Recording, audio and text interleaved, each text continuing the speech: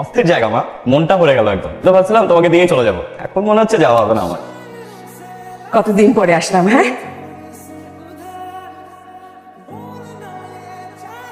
কি হলো, আপনি আমার গায়ে রং মারলেন কেন?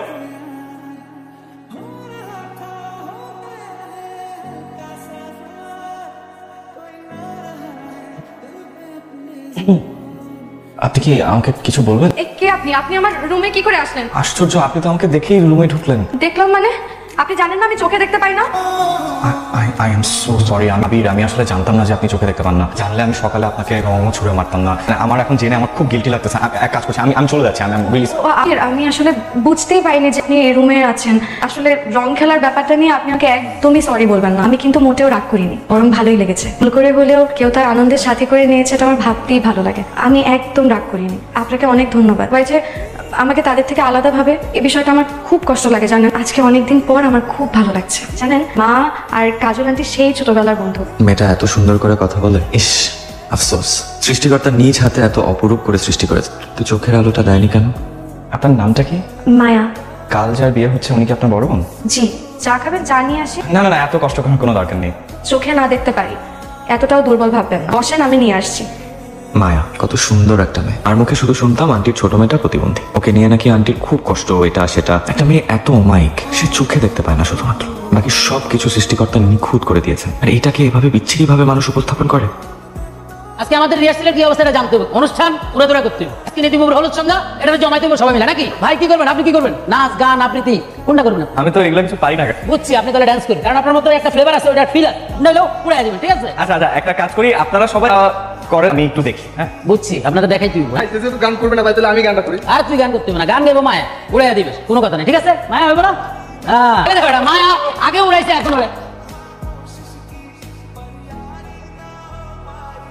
তারে বলে দিও যে জানো আসে না আমায় দাঁড়ে, তারে বলে দিও।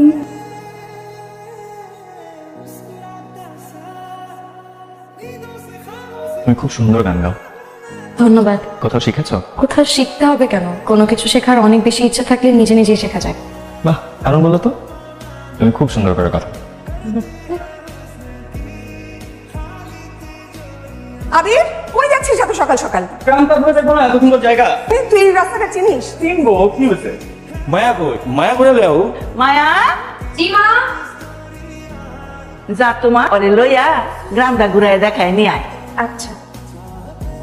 আমাদের এই জায়গাটা বেশ সুন্দর। দেখতে না পেলেও বুঝতে পারি। কিভাবে?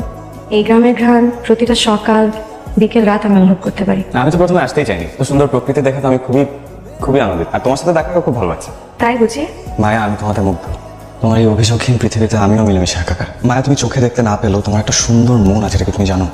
আপনার চোখে আমার জন্য যে মুগ্ধতা, সেটা আমাকে খুব ভাবায়। আমার আপনাকে খুব দেখতে ইচ্ছে করে জানেন। মনের চোখ দিয়ে অনুভব করো, ঠিকই দেখতে পাবে। মিথ্যে অনুভব দিয়ে কি আর সব দেখা যায় বলেন? আশাহত হচ্ছ কেন? মানুষ তো অনুভবই পাচ্ছে।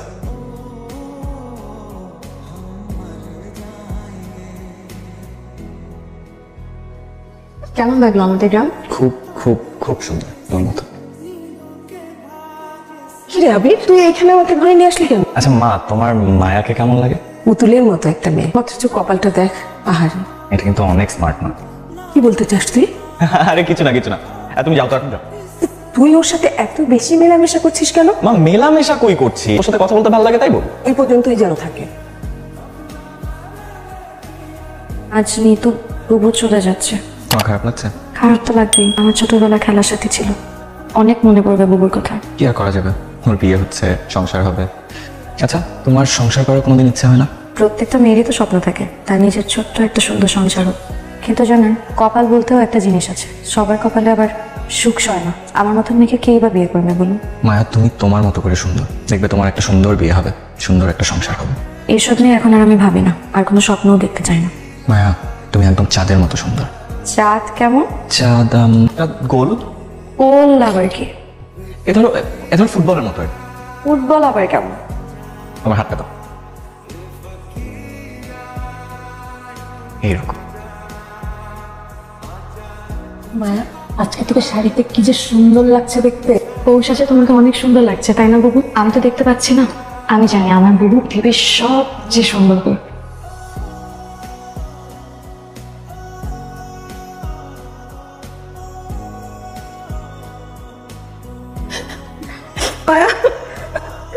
আজকে থেকে আমি একদম একা হয়ে গেলাম বাবু। একদম বাজে বাজে কথা বলবি না। কেন তুই একা হবে? আমি কি একবারে চলে যাচ্ছি? তোমার আমার কথা মনে পড়বে না বাবু? ওর কথা আমার অনেক বেশি মনে পড়বে। তুই ভালো থাকিস আর নিজের যত্ন নিস।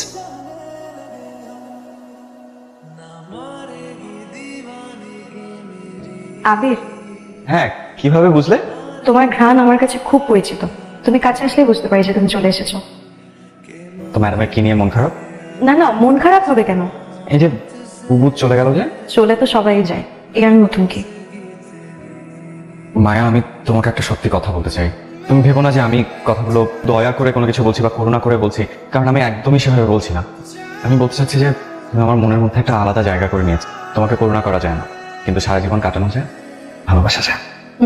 খুব চালাকি হচ্ছে তাই না? একদমই না, আমি তোমাকে ভালোবাসি মায়া, কি? আমি তোমাকে ভালোবাসি। আবির, আমার মনে হয় এবার একটু বেশি বাড়াবাড়ি হয়ে যাচ্ছে। আমি তোমার সাথে মিশেছি, এটা সুযোগ তুমি আমার সাথে নিতে পারো না।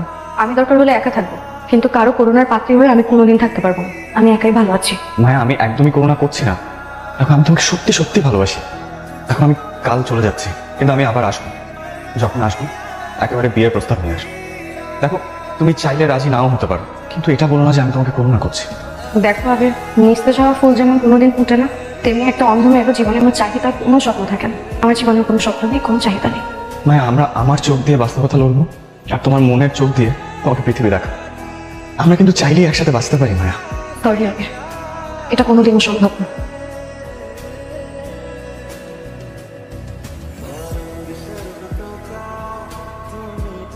আর আশা লাগবে না রে। তোর আশ্চর্য ভালো লাগছে।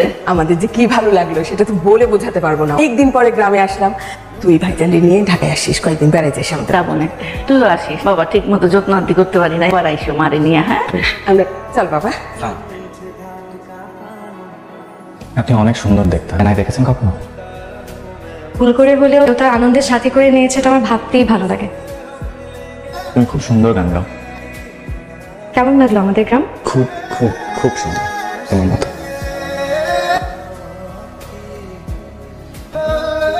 তোমাকে ভালোবাসা যায়, করুণা করা যায় না। আয়, আরে ওঠ। মা, আমি যাবো না। যাবি না মানে? কি বলছিস তুই? মা, আমি মায়াকে ভালোবাসি না, আমি ওকে বিয়ে করতে চাই। তুমি প্লিজ খালার সাথে কথা বলো, আমি ওকে ছাড়া এখান থেকে যাবো না। মা, এটা কি বলছিস তুই? এতদিন ধরে এত মেয়ে দেখালাম, কাউকে তোর পছন্দ হলো না, শেষ পর্যন্ত এসে একটা অন্ধ মেয়েকে পছন্দ করলি তুই? আমি এত কিছু জানি না, আমি শুধু এতটুকু জানি যে ওকে ছাড়া আমি একটা মুহূর্ত থাকতে পারবো না। আর তুমি কি চাও না যে আমি যাকে পছন্দ করি তাকে আমি বিয়ে করি? বলো মা।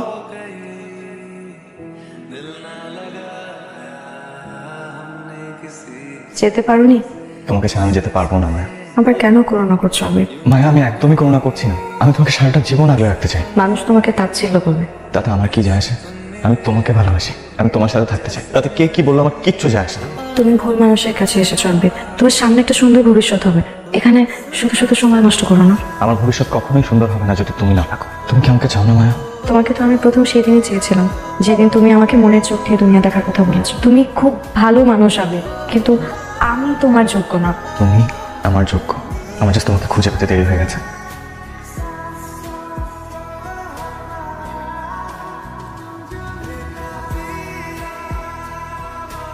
চল, মা আসছে।